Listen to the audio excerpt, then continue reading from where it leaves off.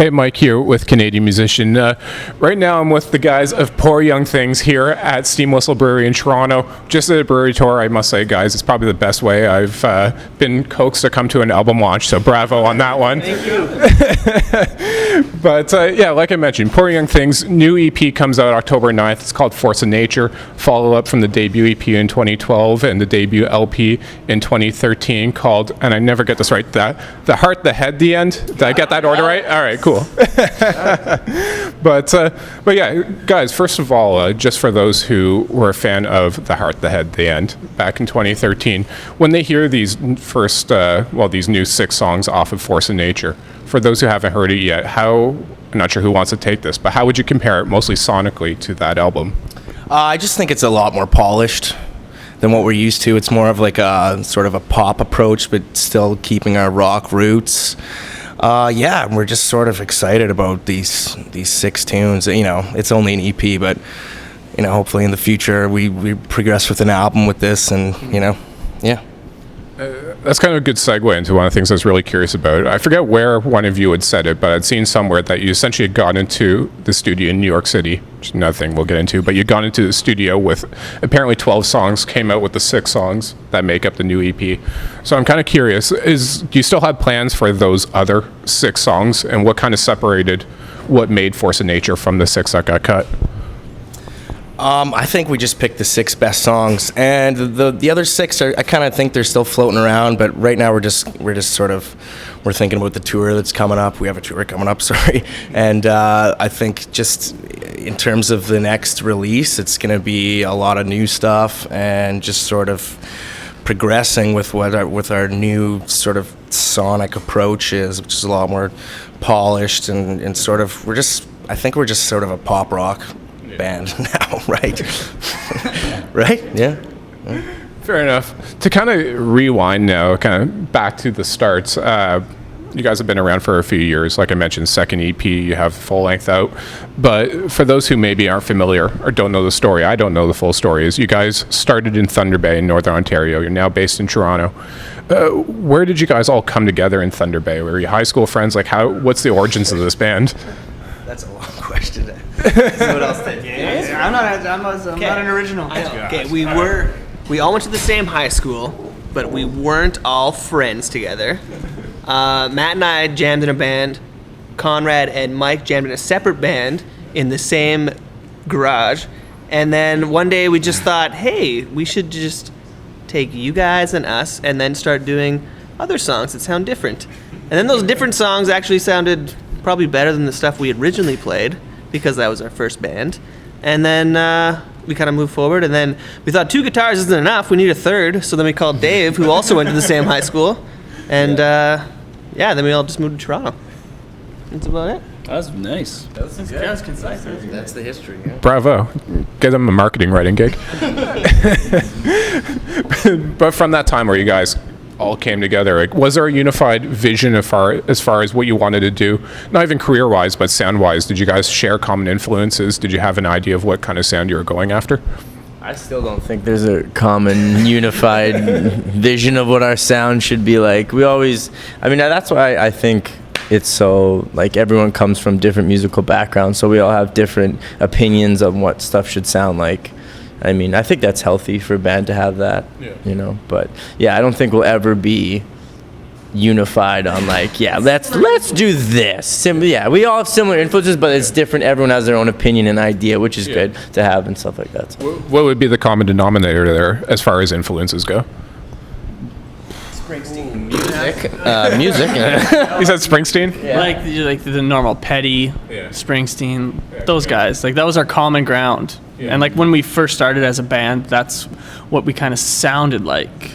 We've since evolved from there, obviously, but that's where we did start with, like, the classics. Everyone in, like, high school, when you're learning an instrument or something, and you're playing in your first garage band, you'll listen to, you know, like Springsteen, Petty, whoever. But I think, you know, especially when we moved down to Toronto, like, your influences sort of evolve, and, you know, you start getting different ideas about how you should approach things sonically, and that's just all sort of how we've come to things now. You know, I mean, I'm not still listening to my Tom Petty and Bruce Springsteen records every day, but I still think they they hold apart in how we approach things. But yeah. As far as the songwriting dynamics, like how does that work for you guys? Does one guy take the lead as far as songwriting, the rest of you fill it in? Essentially, is there a common way the songs come together?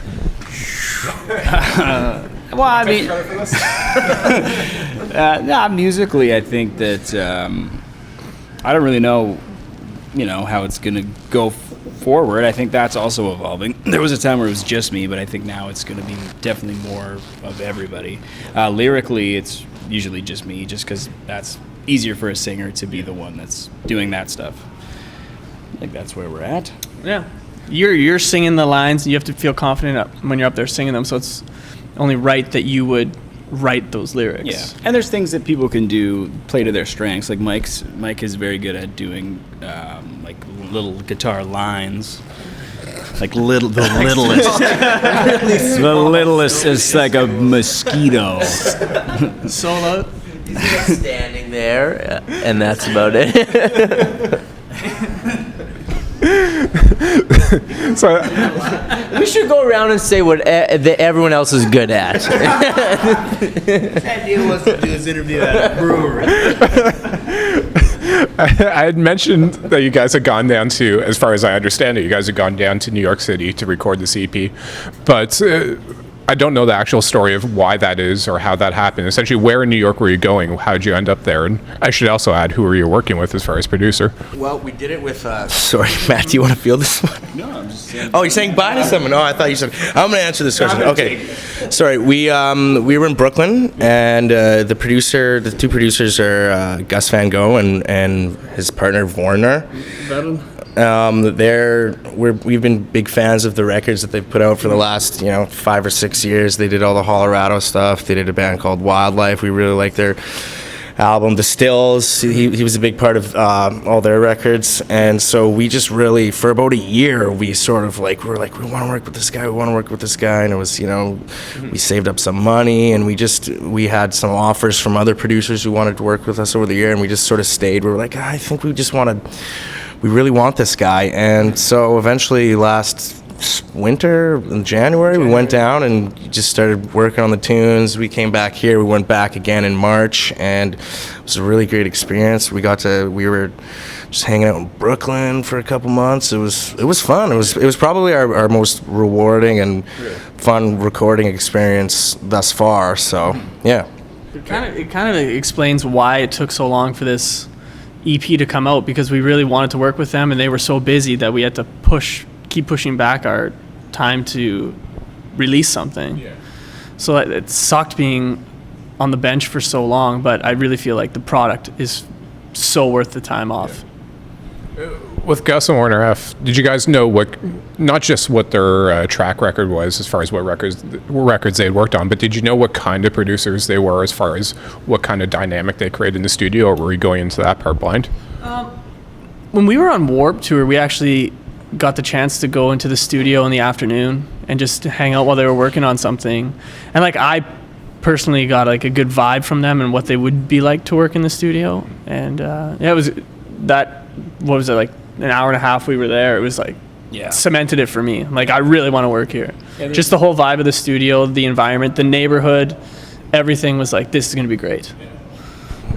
How worked it for these 6 songs? Well, like we talked about, you went in with the 12, picked the 6 best, but for those, let's say 12 songs then, how worked out were they as far as the arrangements and how you guys wanted to approach them? Did you know exactly what you were going to do with each song? I don't think we knew a lot. We just went in with sort of the song skeletons, and we knew that, we had met with Gus before he came down to Toronto to meet with us, and he just said, let's just get into the studio. He likes having the band come in and fleshing everything out there. So that was sort of the approach. We just sort of went in, just let's work on these songs, and that's what we did for the first couple days we were there. We just sort of were arranging pre-production, which is really this sort of process you have to go through to get a real good product. Our last few, our releases before that, our EP and our album, we just sort of went in with what we had and pressed record on basically day one, and so we wanted to have a little bit of a different approach this time. And before we wrap up here, one kind of funny question here, but I read that you guys kind of nicked your band name off of a Joel Plaskett song. So, just curious, has he come after you for any royalties or marketing fees on that one?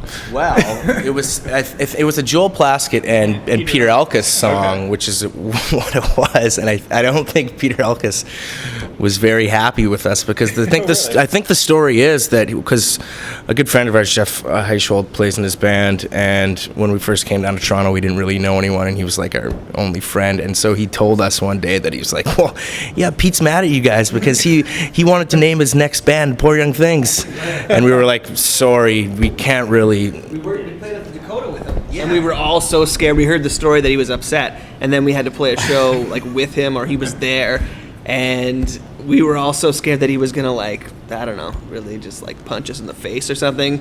But someone, I don't know if it was Matt, did you end up talking to him? And he was like, no man, I was at first kind of upset that you made this band because it was gonna be my backing band's name. But he's like, as long as you guys sound good, it's all right. I won't punch you in the face. I was just reminded of.